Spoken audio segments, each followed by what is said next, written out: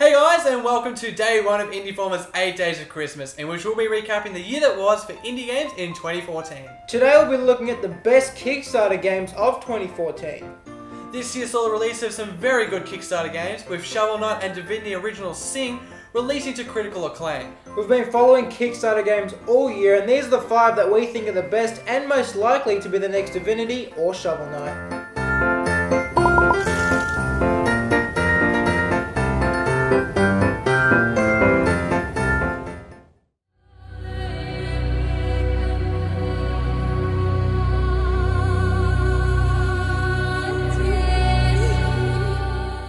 The Indieformer is a gorgeous looking god management game with some clever ideas.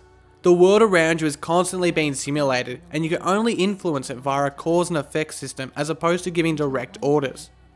Where you place a building, a city may grow, and if you research how to make fire, your civilization will use it to keep warm and cook. However, you can always keep your civilization accountable with some strategically fired asteroids, hurricanes, or other natural disasters. The Indieformer is also a game about resource management. A civilization uses a planet's resources to grow, then once the resources are drained, they leave for another planet and its resources. But where does the path to prosperity end? Well, hopefully the Indieformer will answer that.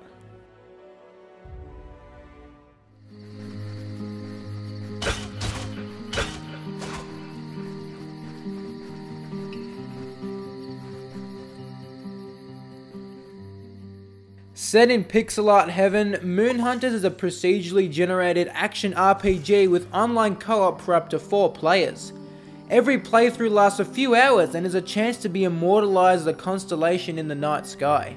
Whether you donate blood to a dying stranger or terrorize a child for the fun of it, your acts will build towards your reputation. And it is by this that the Moon Priestess will judge if your legacy is worthy enough to live on in future generations and playthroughs.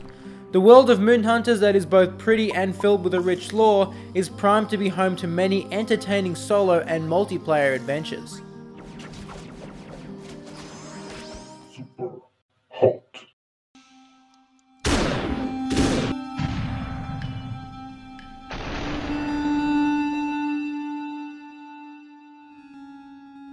When we think of the FPS genre, originality isn't a word that really comes to mind. And that's why Superhot stands out to us so much. Time moves only when you do, and that turns every level into a puzzle that can be completed at whatever pace you like.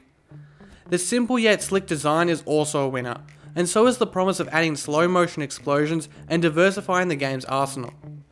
Dodging bullets Matrix style has a lot of wow factor, but where Superhot really impresses is by swapping the twitch reflexes of a shooter for the calculative thinking of a puzzler, and consequently uncovering a whole world of gameplay potential. For now, we'll just have to wait and see if Superhot becomes a great game or remains an interesting gimmick.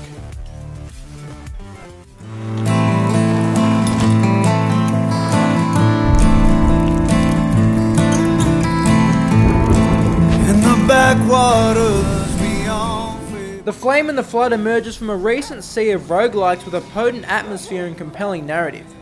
You struggle downriver through the backwaters of America's South on a makeshift raft before the rising flood swallows you up. Your loyal dog Aesop is by your side, and any items he is holding will be carried over into the next playthrough. But the other animals, the wild ones, aren't so friendly. The flood has forced them from their homes, and their long journeys to find land has made them hungry.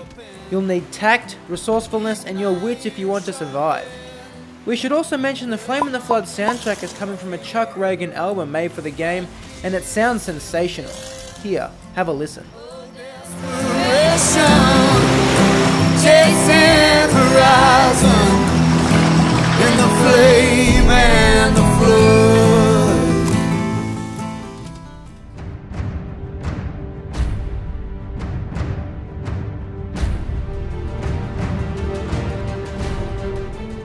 At the start of the Kingdom Come Deliverance trailer, you see the words actual game footage written down the bottom.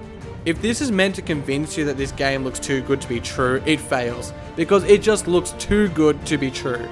Kingdom Come Deliverance is a sandbox RPG that promises the freedom and deep worlds of genre leaders Skyrim and The Witcher.